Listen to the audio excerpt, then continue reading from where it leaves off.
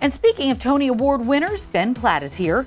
On May 28th, Ben starts a 3-week musical residency at the newly remodeled Palace Theater. It's the first show at the iconic Palace since it closed for renovations in 2018, and it is beautiful.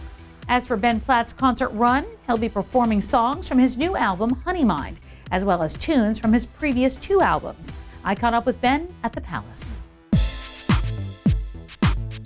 To be reopening this and being first on this stage, how does that feel?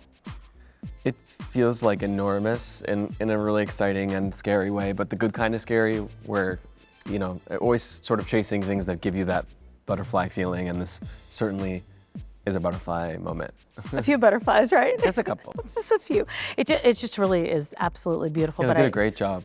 I think so too. As big as it is, it still feels very intimate on the stage. Totally. That was exciting to me, especially since it's like a more informal kind of a thing when you're playing your own music and it's like a concert setting more so than like traditional theater. I really wanted to make sure it felt like I could see everybody and feel everybody, and as gorgeous and majestic as it is, you're right, it's like everyone's still pretty close. I feel like also this brings everything together that you do, and your love and your passion, and and what you've done for so long, and just that people come to you to see. What is that like to be doing this for this 18 performances? It's so crazy. I mean, it's exactly what you said. I think my dream has always been to just like really find the synergy between the world of songwriting and singing in my own perspective that I love so much, and this Broadway community and Broadway space that is like the greatest privilege ever to be part of this community, and has always been my like #1 priority. And so to get to crossroads that in a way that people don't often get the opportunity to do, it's like I take the opportunity really seriously, and I want to make sure that it's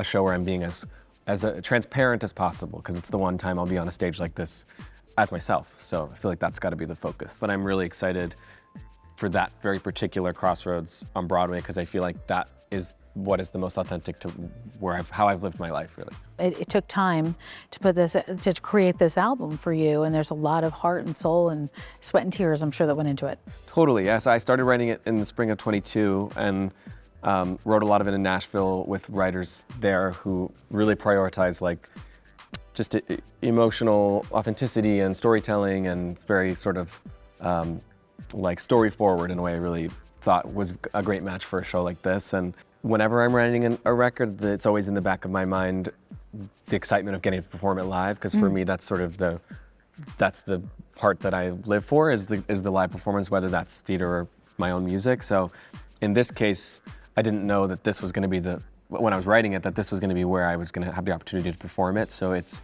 feels like full circle in a way that's never happened before, because as you said, it's like this crazy worlds meeting kind of moment that feels like one of those universe things where it's the right thing at the right time, and you have to try to let things just fall as they're supposed to. Before we jump into Honey Mind, I just want to talk about the performers who have been here before, and just the names, and that list is a beautiful name to be alongside of. It's crazy. I mean, it's like, well, I've loved Judy Garland since I was a little boy, and I used to dress up like Dorothy, and The Wizard of Oz is big in my home, and I used to watch Meet Me in St. Louis and listen to her Carnegie Hall album, and I have, portraits of her all over my house. For every birthday, my fiance finds some other piece of Judy art for me.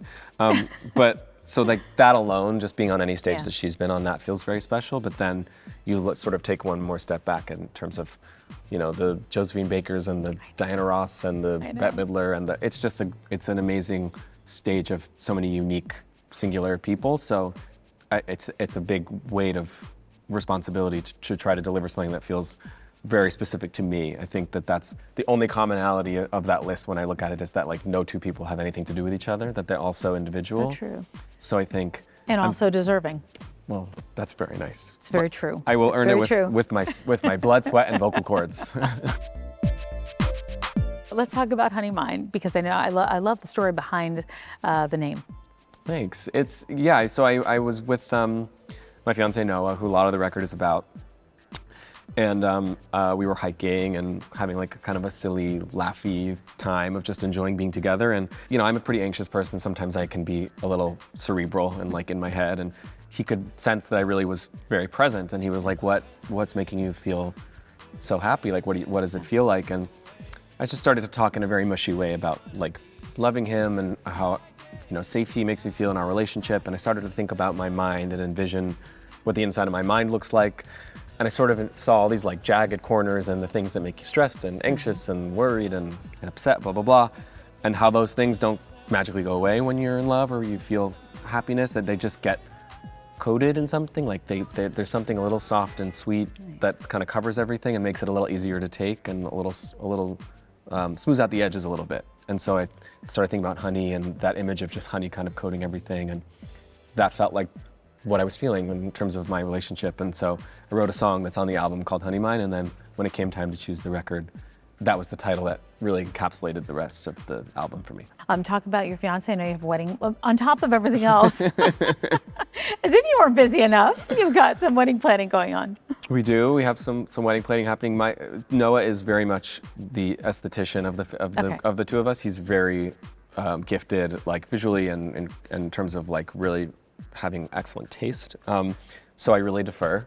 So I'm a really good yes/no man in terms of what feels right and what doesn't feel right. But in terms of the generating of ideas, he has really taken the lead, and he's I'm lucky to ride the coattails of his good choices. That's nice to be able to say yes, no, and leave it there. Is there any musts for you on that day for that celebration?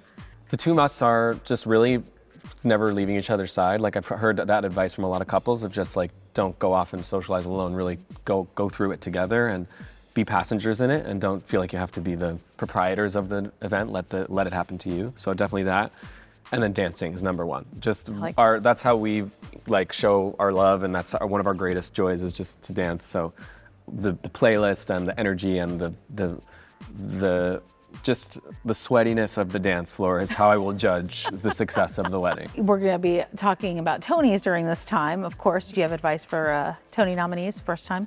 I guess I would say the only advice that I would have given myself, which is the advice I kind of always would give myself, which is just to really try to be present for it and take it in and don't let it pass you by, because if you get on the ride and start to become or lose your thoughtfulness about each thing you're doing, then it all kind of blurs into one moment and passes. So just really try to enjoy each and everything. And also just, this is such a special type of award season because you're doing the work that you've been recognized for while you're being recognized. So that can feel, at least to me it did, like really intense and very tiring and difficult to be promoting and doing awards things and then doing your whole piece every night. But I think in any way you can to just view that as such a gift, because it's like you get a reminder all the time of like what the really important thing is. And like awards are wonderful and I feel so lucky that I've been part of them a couple times, but it doesn't really matter when it's about the fact that you're doing that piece every day. Like that's the most amazing thing. So it's like as grating and difficult as it is, it's amazing to constantly have the emotional check-in of like the real purpose is what's happening every night.